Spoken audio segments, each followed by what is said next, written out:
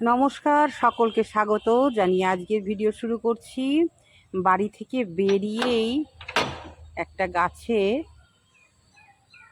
রঙ্গন, ঠিক রঙ্গনের মতন ফুল, এটা হচ্ছে অশোক ফুলের গাছ, একদম বাড়ির কাছে। তো গুচ্ছাকারে ফুল দেখে ভীষণই ভালো লাগলো। যেহেতু একজন আমি প্রকৃতিপ্রেমী, তাই যেখানেই ভালো ছবি দেখি সেই ছবিটা তুলে ধরার চেষ্টা করি। এবার যাচ্ছি, আমার যে রাস্তা দিয়ে আমি যাই সেই রাস্তা বাঁদিকটা দিয়ে আছে জলঙ্গি নদীর শাখা। সেই জলঙ্গি নদীর শাখার পাশ দিয়েই রাস্তা। আশেপাশে প্রচুর বাড়িঘর, গরু বাছুর ছাগল মোষ, যেটা হয় গ্রামের পথে। এক একজন এক এক রকম পশু নিয়ে থাকে, এটা হচ্ছে গ্রামের বৈশিষ্ট্য। ব্যাস, সেটাকে পার করেই চলে এসেছি। দেখো, এটা ফাঁকা মাঠ, অসাধারণ, এত সুন্দর, মন কেড়ে নেয় আমার এই জায়গাটা। ভীষণই সুন্দর জায়গা, দুই পাশে গাছ, ঠান্ডা জায়গা, আর দুই পাশে হচ্ছে সবুজের ক্ষেত। এখন রয়েছে পাট, আর তিল তো ছিল, কাটা হয়ে গেল, কুমড়ো, পটল। দর্শক বন্ধু, এই এমন একটা রাস্তা, এই রাস্তা দিয়ে যেতে গিয়ে রবি ফসল আর খারিফ ফসল, এই দুটো ফসলই আমার চোখের সামনে ছোট থেকে বড় হতে দেখি। ভীষণই ভালো লাগে। সত্যি আমি এই দিক দিয়ে যেতে যেতেই প্রকৃতিকে ভালোবেসে ফেলেছি। নদী, মাঠ, গ্রাম, সব কিছুই প্রতিটি মুহূর্তে আমার স্পর্শ। ওদেরকে অতিক্রম করে আমি আমার ডেস্টিনেশনে এগিয়ে যাচ্ছি।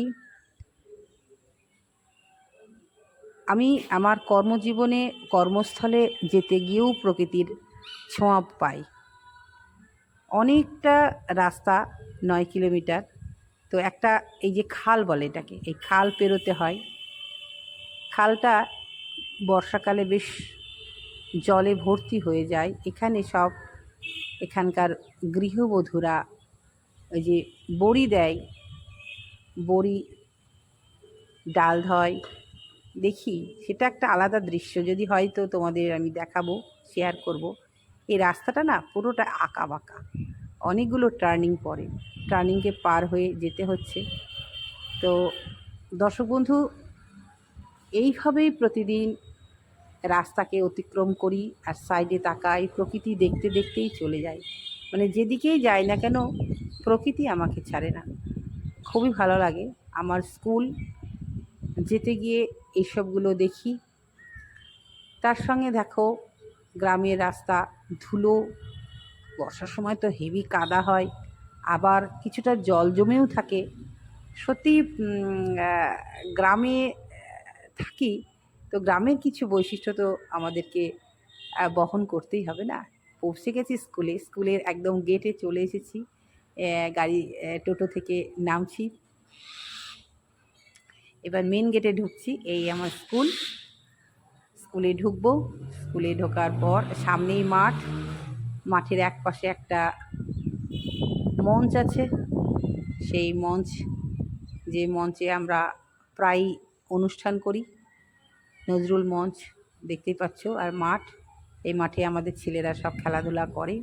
টোটো থেকে নেমে টোটো ভাড়া দিয়ে যথারীতি স্কুলে ঢুকে পড়লাম। এবার স্কুলে ক্লাস করতে গিয়ে দেখলাম, কিছু একটা দেখেছি। দিয়ে এবার ক্লাস করে যখন নিচ দিয়ে নামছি, তখন আমার বাইরের দিকে তাকিয়ে আমার সত্যি খুব আশ্চর্য হয়ে গেল আমার চোখটা, যে যা রৌদ্র পড়ছে দুদিন থেকে, তাতে আমরা কিন্তু 1 মিনিটও থাকতে পারবো না। কিন্তু দেখো, এই পাট গাছ, অশ্বত্থ গাছ, তাল গাছ, নারকেল গাছ, নিম গাছ, ওরা ঘন্টার পর ঘন্টা রৌদ্রটাকে শোষণ করছে। তাই বলবো দর্শক বন্ধু, তোমাদের কাছে এই বার্তা, তোমরা সবুজের সাথে থাকো, সবুজ লাগাও, পৃথিবীটাকে শীতল করে তোলার চেষ্টা করো।